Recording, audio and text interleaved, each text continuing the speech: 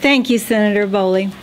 And I am so thrilled that all of you came out tonight, and all of you elected representatives of the people here tonight to hear what Dr. Stotsky has to say.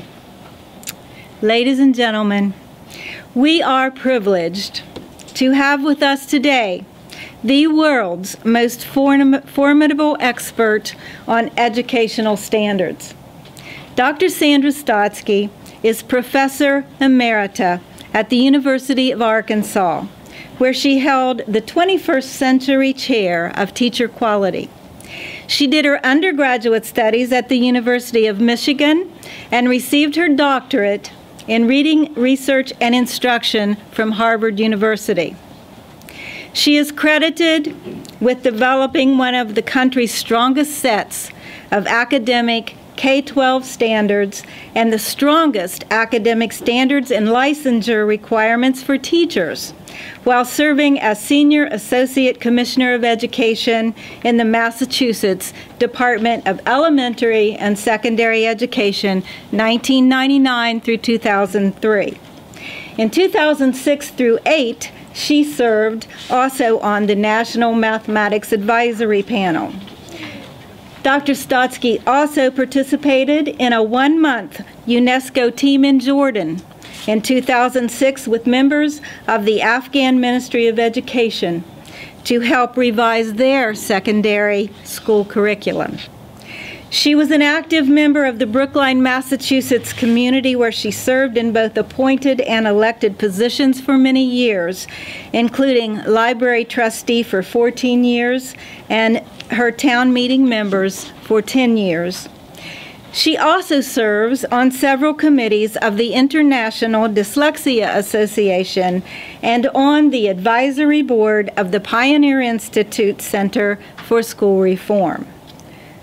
Dr. Stotsky has been invited to testify before many state boards of education and state legislators on bills and legislation that are addressing educational standards and Common Core. And that brings us to her visit with us today. In 2009 and 10, Dr. Stotsky served on the Validation Committee for the Common Core Standards, where she was required to sign a confidentiality agreement that would prevent her from discussing what transpired in those sessions. Ultimately, as a validation team member, she and 4 others refused to sign off on the Common Core standards, believing them to be of poor academic quality.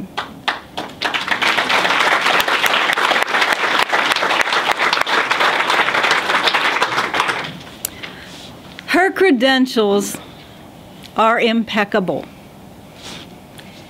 and I am humbled, and I am privileged, and I am honored to introduce to you Dr. Sandra Stotsky.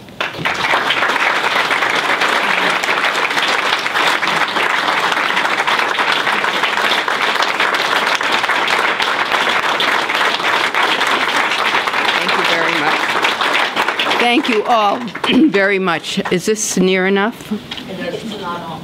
Oh, it's not on. Oh, that's. It's the live stream. Please talk loud. Okay. Just wanted to be sure something hadn't changed since I'd first been told. It is a pleasure to be here in West Virginia, and I was eager to be here because it's one of the few states I had not been to before to speak to people here. And I must say it is quite a treat for me to be speaking to so many elected people and those who are running for office in the state, because what you represent is one of the great motivational factors for me, and that is what self-government is all about.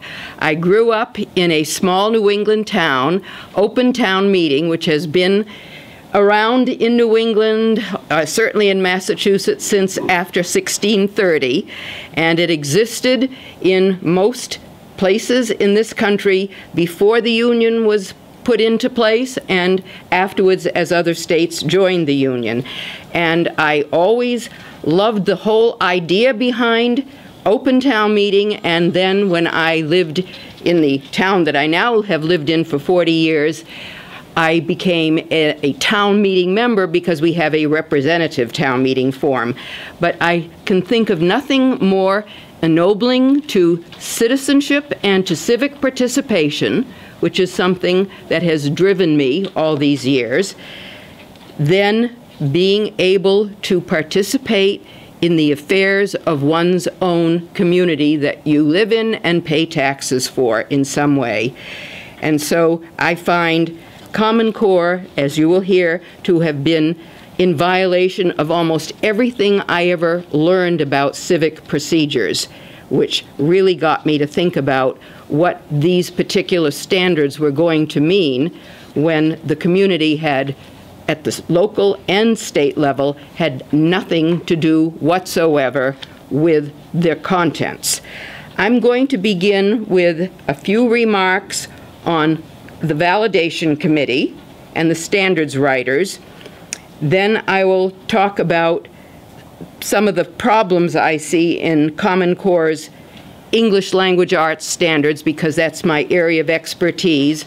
I will refer those of you who would like to know something more about math to the many writings of Professor James Milgram, who was on the validation committee with me. We talked endlessly together because we couldn't figure out what was going on in that committee, and we were the 2 of the 5 people who refused to sign off, and he now goes around with me on the public speaking circuit. He is a professor emeritus of mathematics at Stanford University and helped to create California's mathematics standards, so he understands K-12 math standards.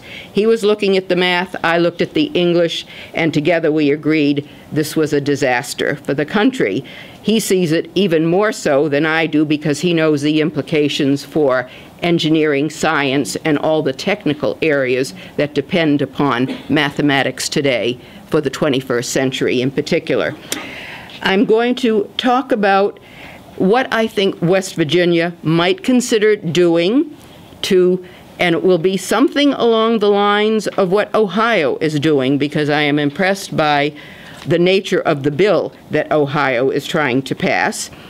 And then I'm going to talk about what changes in testing you might also consider as well, because this is a looming problem everywhere. Over 45 states have adopted Common Core standards, and by extension, some Common Core-based test has to be given, even if it's not from one of the 2 testing consortia that were funded by the USED, which I've been told over and over again was illegal to begin with, but nevertheless, there they are. Then I will talk about some issues with teacher education, because this is what I focused on in Massachusetts, and I want to just go back briefly to what I did in Massachusetts. Not only did I supervise the development or revision of all of our K-12 standards, English, math, science, history and social science, computer science, and a few other areas, including preschool, I also found myself supervising the revision of all of our teacher licensing regulations and teacher licensure tests. I was given everything to do that had any academic component at all in it. And all of them went together. Standards are the first thing you begin with, first-rate standards. But if you don't have teachers who can teach to those first-rate standards, you will not get good standards taught in your classrooms. Teachers have to be able to teach to first-rate standards. So what we did was like integrate all of those together. I was the master controller as all these planes had to take off simultaneously, and I had to make sure that they all were going to take off together and work together as they took off without bumping each other and contradicting each other. Now, what are these standards called Common Core? Who created them? I find myself in the unusual position of constantly contradicting one of the major talking points that keeps coming out from, of all places, the U.S. Chamber of Commerce. They were not state-led standards. They were created by 3 private organizations in Washington, D.C. Everyone knows that except the Chamber for some reason. The National Governors Association, the Council for Chief State School Officers, and Achieve Incorporated. And they were all funded to do this by a 4th private organization, the Bill and Melinda Gates Foundation. Now, what does that mean? That means that there's nothing you can FOIA, Freedom of Information Act request. There was no way anyone could ever get information from any of these organizations about why anyone was appointed to any of these committees, what their charge was, what they were being paid. Nothing was available because they're all private organizations. To this day, you cannot find out why people were chosen for the committees that they were put on to create the standards and why the chief writers were chosen. I have asked reporters to try. Reporters obviously can't get to first base because these are private organizations, simply don't have to respond. But we do know where the money went from because the Gates Foundation must publish an annual report every year, and it's very clear what organizations and groups it has given money to and for what purpose. That has to be posted on the website and is available. So that kind of information you can get when there has to be an annual report of what you're doing with your money if you're a foundation. It seems likely that the people who were chosen to be on all the committees to write these standards were chosen by Achieve and the Gates Foundation. There were no high school math teachers involved, no English professors, no high school English teachers either. I couldn't believe it. That was probably the first thing that hit me that woke me up to try to figure out why the very people who should have been on these standards development committees weren't there. Who were the main ones on the initial committee to develop the college readiness standards, as they were called, and that name is very significant, by the way. No other standards had ever been called college readiness standards. They were just called standards for high school. But these had a link to higher ed that state boards of ed simply never asked about. But who was on the original committee? Mainly people connected to the testing industry. That should have been a warning to somebody. Why the media were out to lunch, I don't know. They should have been asking, why these people? Who appointed them? Why not the people who actually teach high school students or who then in college teach them in their freshman and sophomore year? They were just about absent. So that suggests there was something going on that didn't make sense. That was one of the reasons I began to ask for at least one high school English teacher to be on the validation committee. I said, how could you have a validation committee, I'll get to that word in a minute, without the teachers on it who literally are going to be teaching to these standards?